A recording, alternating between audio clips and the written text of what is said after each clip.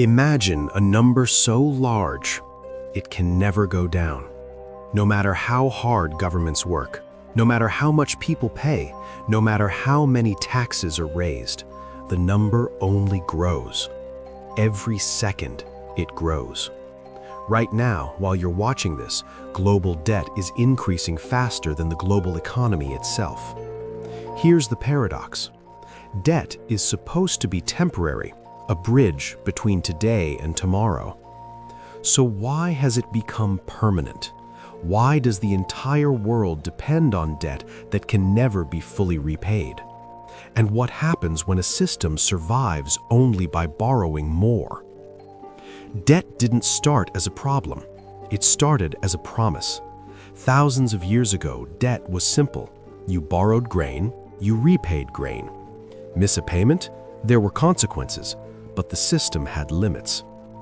Fast forward to the modern world, governments don't borrow wheat, they borrow money. And money itself is borrowed into existence. Today, global debt exceeds $300 trillion. That's over 3 times the value of everything the world produces in a year.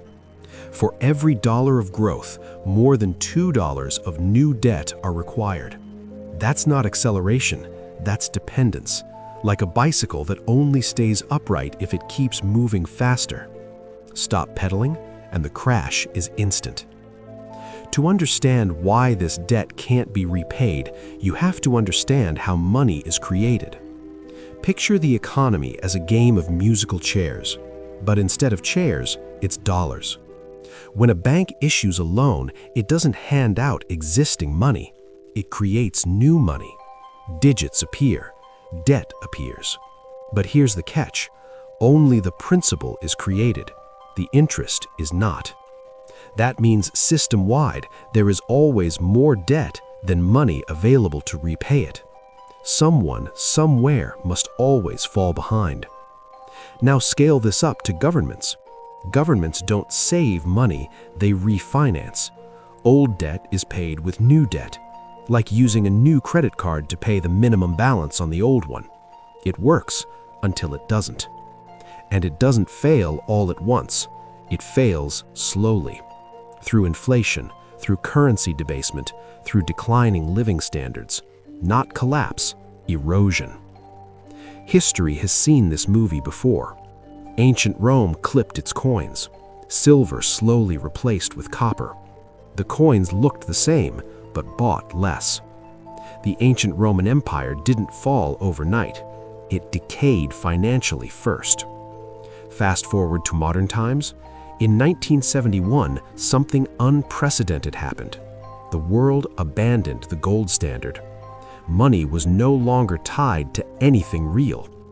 From that moment on, debt had no anchor. Governments could borrow without limit. Central banks could print without restraint.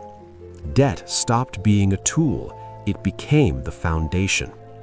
Every crisis since then, 2008, the pandemic, the banking shocks, each one solved the same way: more debt. The system survives by postponing the reckoning. So who pays for debt that can't be repaid? Not governments, not banks. People do. Inflation is how debt is supposed to be repaid. Your savings buy less. Your wages lag behind prices.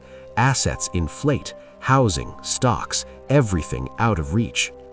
Debt is quietly transferred from balance sheets to living standards. And here's the most uncomfortable truth. The system doesn't want debt paid off. If everyone tried to repay debt at once, the money supply would collapse, businesses would fail, unemployment would explode. Debt is the oxygen of the system. Removing it would suffocate the economy.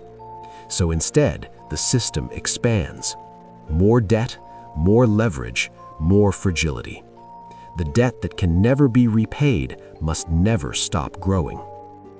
This isn't a story about evil villains. It's a story about incentives. A system built on debt cannot exist without it. The question isn't if the system changes, it's how. Slowly through inflation and inequality, or suddenly through a crisis. History suggests one thing: no debt-based system lasts forever. It only lasts until trust breaks. So here's the real question. If debt can never be repaid, what exactly are we all working to sustain? Comment below.